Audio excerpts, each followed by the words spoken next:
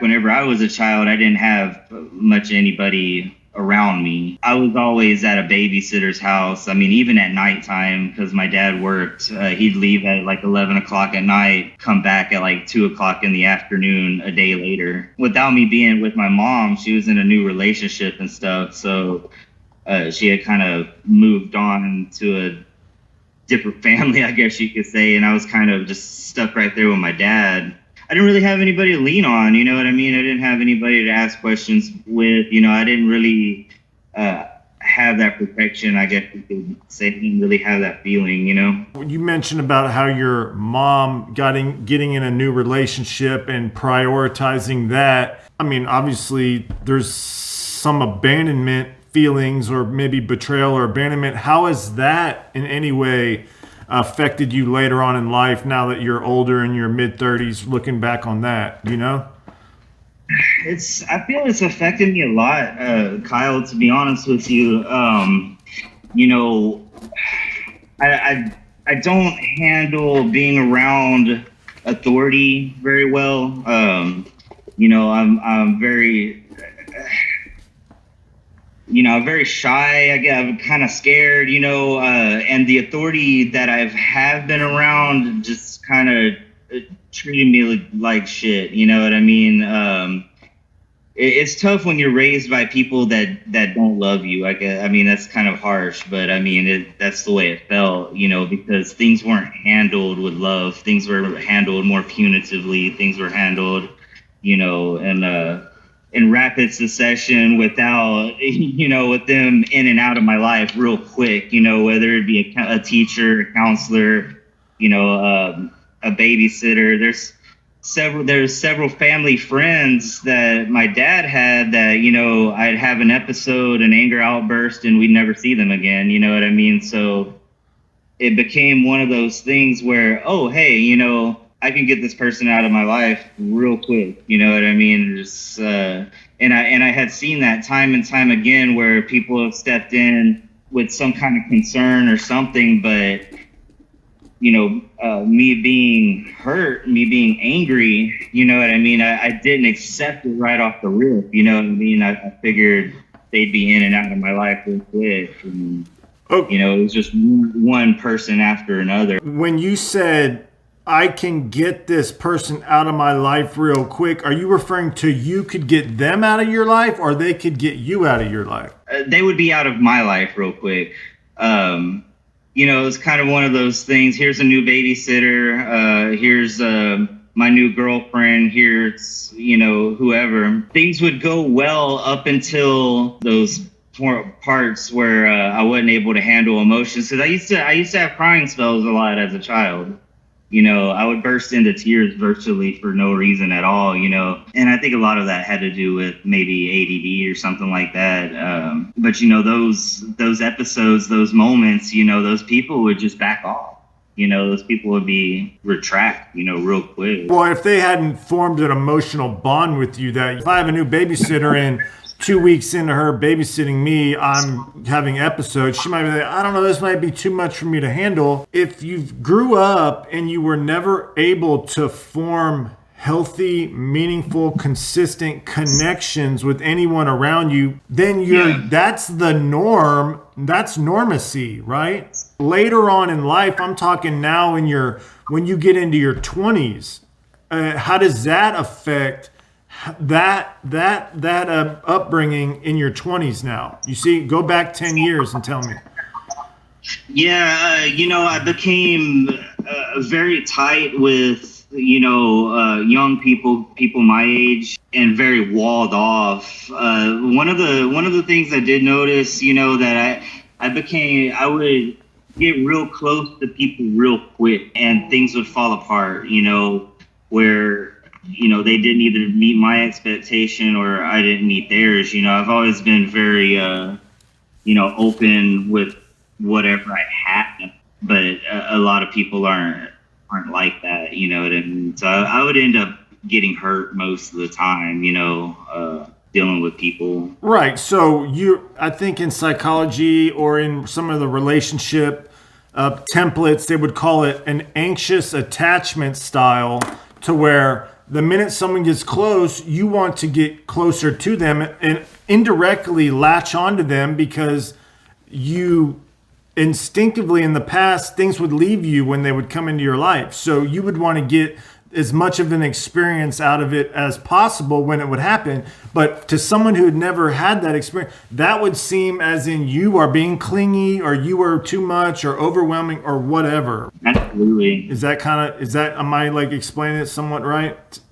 No, you're nailing it on the head, because I would see that withdrawal in those people, you know what I mean, when it came to that point. And, it really put me off. I played in a band with some guys in high school. I played music, I played out on stage into my mid-20s with these guys. And, whenever that relationship was severed, whenever I became sober, whenever I needed to get help and those types of things, they were out of my life. So was everybody. I mean, I didn't have anybody after that. Like if every time someone that comes into my life that I say, hey, this is someone that interesting that I think I align with and I can relate with, that triggers the response of, I know what happens every time this happens in the past. They leave me and it's painful. Well, yeah, of course. It reactivates that trauma from childhood and throughout your early adult life. You said you've been with your wife for 17 years. I can't remember what you said. Yeah.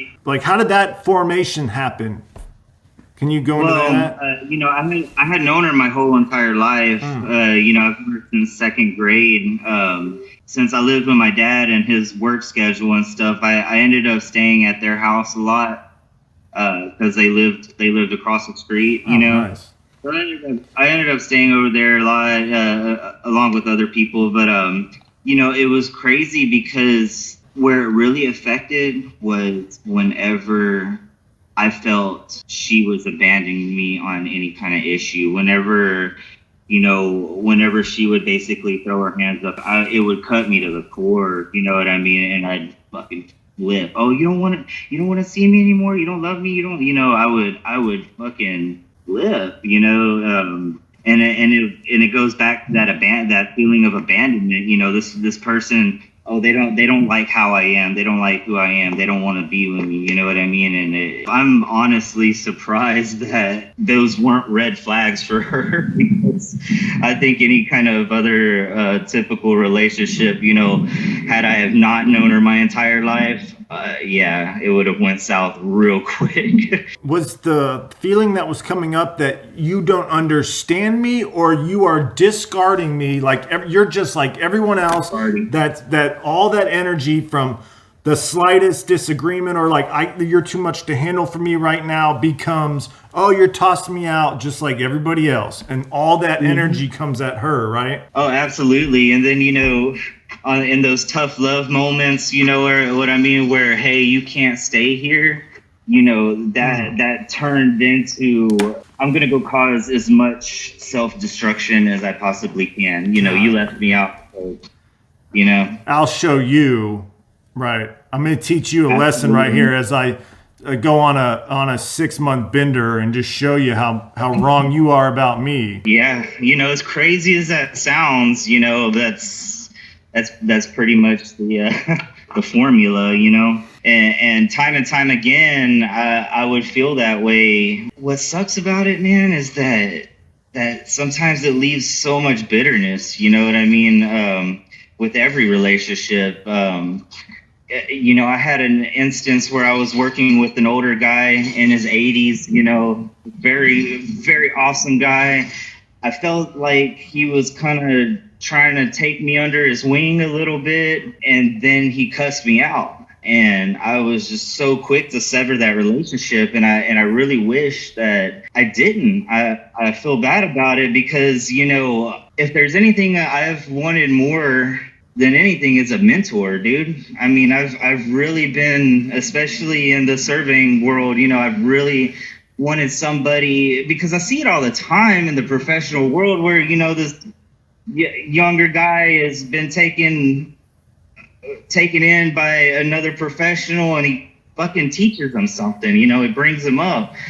And that kind of goes back to what I was talking about last week, not feeling out of place in the workplace. I feel like they know that there's something wrong with me. They know that I didn't have a good upbringing because, I think if I had been around like my grandparents and some other people like that, had that structure, him firing off at me for that moment wouldn't have caused me to fucking, tell him to go get fucked, Yeah. and completely ruin that relationship. So one thing real quick, the majority of people are really unaware of what their own thoughts and feelings are. Okay. So when you know that, it's not the best or wisest decision to think that you know what someone else is thinking. Right. You made a statement about the guys at the work, they know what I know what they're thinking about my pet. That's how we can let go of that one. It might not be an irrational fear. It's just an acknowledgement that most people are unaware at some level, even within their self. When you were talking about mentor, are you referring to a mentor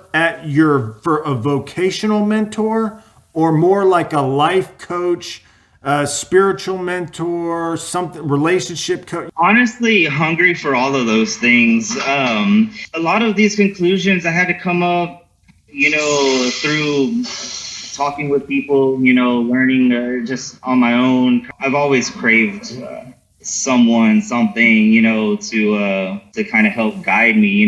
That's why I'm so heavy into the scripture right now, because it's like it's all laid out there for me. You know what I mean? And I don't need anybody per se. You know what I mean? It's there.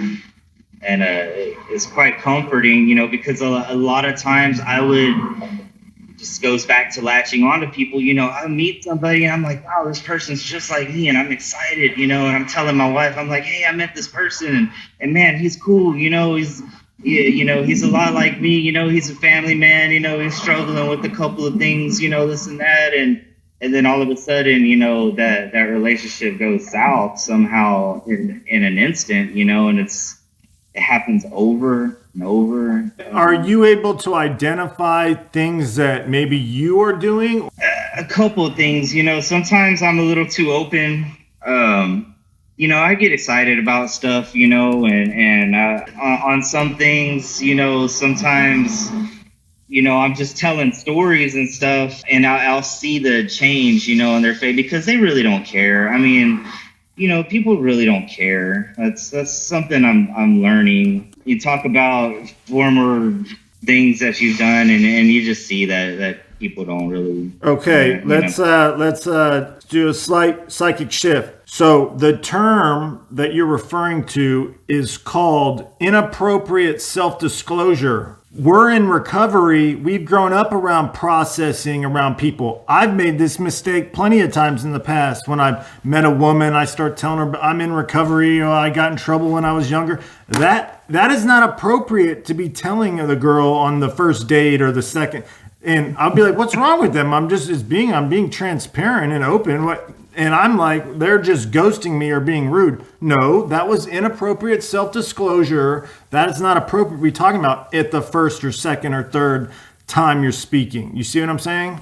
So we have to remember this too in recovery, because it's just, if you've been in AA and you shared a bunch, you're more apt to do that, and other people think it's strange. And I've been wrestling with that idea, because it hasn't always backfired. And, in these moments, somebody has to be vulnerable. So, you know what I mean? And I've always been the first one to raise my hand on anything, And it's like, if we're going to really start, I think these vulnerable moments, help other people to be more comfortable and to, but not all people think like that. A lot of people, put up the front and stuff, and they have what they want you to see, and that's what it is. They don't want, that's the mask. Yeah. So again, now let's look at this from go multi-dimensional here, brother. This happens a lot with women. A woman might get vulnerable with a man, and then maybe the man abuses that, uses her emotions or thoughts against her, abuse or misuse of power. And now that person associates being vulnerable with pain and trauma. You've got to look at it from different spots. But yes, if you're going to form a meaningful connection with anyone, transparency, vulnerability, authenticity are all going to have to be there eventually.